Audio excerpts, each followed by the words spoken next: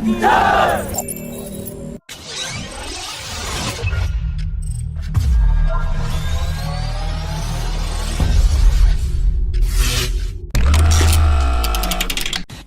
Indian Air Force has deployed the indigenous Tejas light combat aircraft on the western front along the Pakistan border.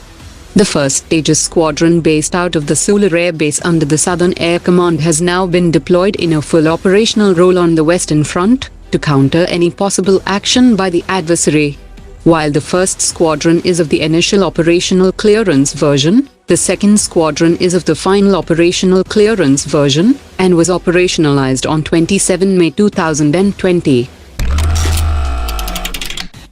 The much-anticipated summit between Prime Minister Modi and Japanese counterpart will take place on 10 September, and officials have confirmed that the summit would witness the signing of the acquisition and cross-servicing agreement that will allow the Indian military and Japan's self-defense force to use each other's bases for logistics support, as well as enhance strategic depth of bilateral security and defense cooperation.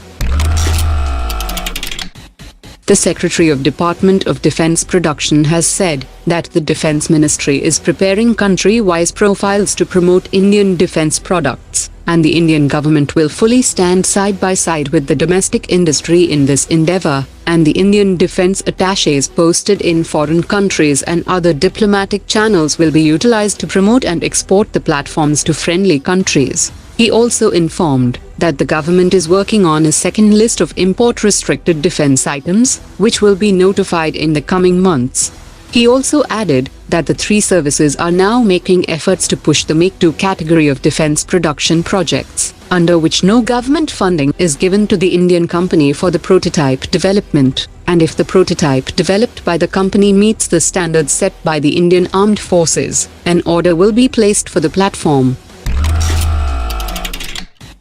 The top commanders of the Indian Navy, including the chiefs of the Western and Eastern Naval Command, will hold a 3-day high-level meeting from tomorrow for reviewing the security challenges that the country might face from China and Pakistan in the Indian Ocean region, as well as the current deployment of a significant number of Indian naval ships, submarines and aircraft carrier in the Indian Ocean region. Top political leadership and military leaders had discussed a new strategy yesterday to deal with the Chinese reluctance to disengage from the Pangong Tso Lake area.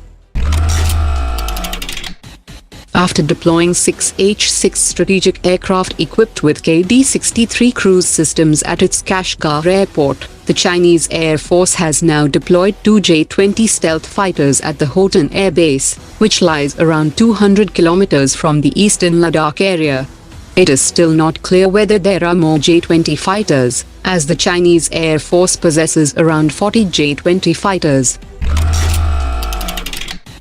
A 10-member team of Pakistan Army had recently visited China to review the factory acceptance test of the first batch of the CH-4 medium-altitude long-endurance unmanned aerial vehicles that have a range of 5,000 kilometers and can carry a wide range of payload, and officials have said that Pakistan is planning to deploy them at the line of control.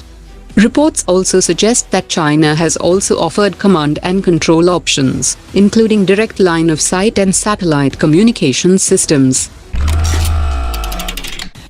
During a virtual meeting between the officials of India and UAE, India has sought investments from the United Arab Emirates in key sectors like infrastructure and defense, and the two sides also discussed a joint strategy to counter the current economic situation. United Arab Emirates is the second largest export destination for India, with exports worth more than $30 billion in 2018, while the bilateral trade in 2019 was $60 billion, making UAE the third largest trading partner of India.